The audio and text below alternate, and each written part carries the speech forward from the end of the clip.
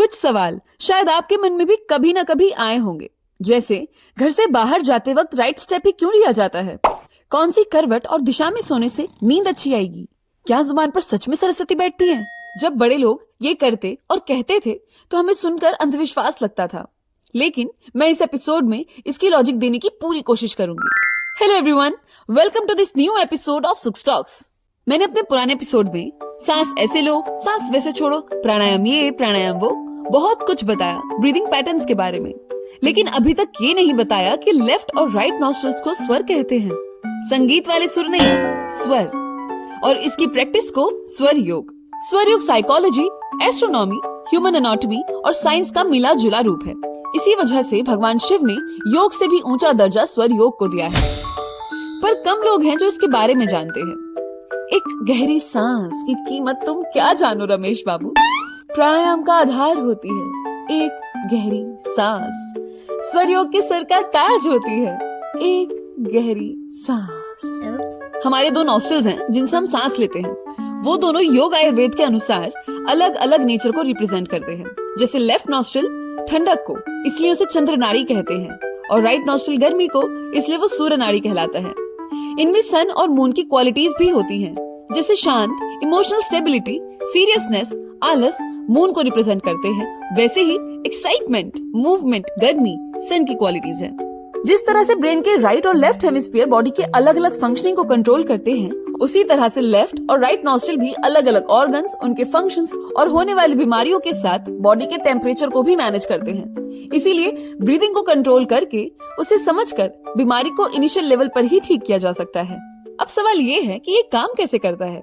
हमारे शरीर में हजारों की संख्या में नाड़ियां हैं जो हम देख नहीं सकते, जिनमें एनर्जी फ्लो और प्राण बहता है। उन सभी का सेंटर पॉइंट है नाभि, यानी बेली बटन। तो जब हम सांस लेते हैं, प्राण नाभि तक पहुंचता है, जहां प्राण सर्कुलेट होकर पूरी बॉडी में फैल जाता है। ठीक वैसे ही जैसे ऑक्सीजन लंग्स के जरिए बॉडी में पहुंचती है, प्राण अफेक्टेड एरिया में पहुंचकर डिसीज को क्योर करता है। इसी प्राण को हम चैनलाइज करके चक्रों को एक्टिवेट करते हैं। दिन रात होने की इस नेचर की साइकिल और चंद्रमा की कला यानी पूर्णिमा और अमावस्या के अनुसार ही शरीर की चंद्र और सूर्य नाड़ियों में बदलाव होते हैं। इसीलिए कुछ ऐसे दिन होते हैं जब बॉडी में चंद्र नाड़ी यानी लेफ्ट नॉस्ट्रल का असर ज्यादा होता है, और कभी राइट नॉस्ट्रल यानी सूर्य नाड़ी का असर ज्यादा पड़ता है। इस बात के साथ एक और फैक्ट यहाँ जोड़ते हैं। शिव स्वर योग ग्रंथ में नॉस्ट्रल्स के ठंडे गर्म नेचर के हिसाब से ही हमारे डेली रूटीन के कामों का डिवीजन मिलता है।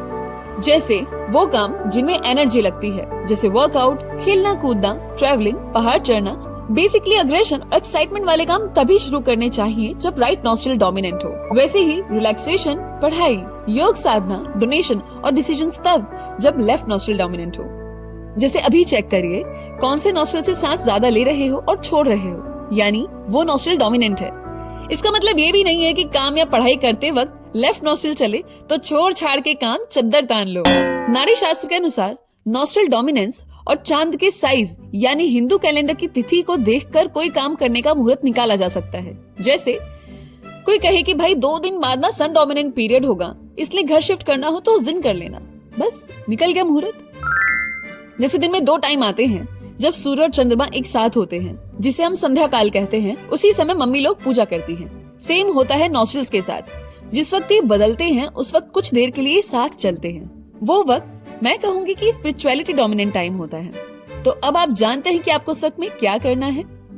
अरे भाई, प्रे करो, मेडिटेट करो, मैनिफेस्ट करो। यहाँ तक कि मुंह से कही बात का सच होना भी नॉस्ट्रल्स के साथ चलने का ही नतीजा है। डोमिनेंट नॉस्ट्रल के समय उस नेचर का काम करने से उस काम में सफलता मिलने के चांसेस बढ़ जाते हैं, क्योंकि बॉडी की एनर्जी अलाइन हो जाती है उस एक्शन और इंटेंशन के साथ। हालांकि स्वर बदला भी जा सकता है। छोटे छोटे प्रैक्टिसेस से नॉस्ट्रल शिफ्ट हो जाते हैं। अगर वो आपको जानना है तो मेरी इंस्टाग्राम प्रोफाइल पर आइए और स्वर योग से संबंधित जो सवाल है पूछिए। 20th सेंचुरी में साइंटिस्ट ने यूनिवर्सल प्राण पर रिसर्च की तो उन्हें मिला कि हमारा वातावरण इलेक्ट्रोमैग्नेटिक एनर्जी से चार्ज है, जो लाइफ के प्रिजर्वेशन के लिए इम्पोर्टेंट है।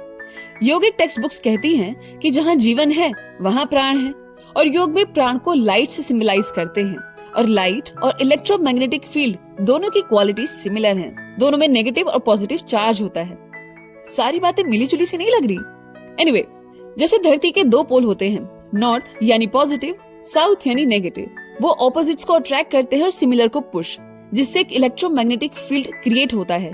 उसी तरह से स्वर योग के अनुसार बॉडी में पैरों के हिस्से पर नेगेटिव यानी साउथ पोल होता है और सिर की तरफ नॉर्थ पोल यानी पॉजिटिव। इसीलिए कहते हैं वेस्ट में सर करके नहीं सोना चाहिए, क्योंकि बॉडी का एनर्जी फ्लो और अर्थ का एनर्जी फ्लो सर्कुलेशन साथ होना चाहिए, अलाइन होना चाहिए।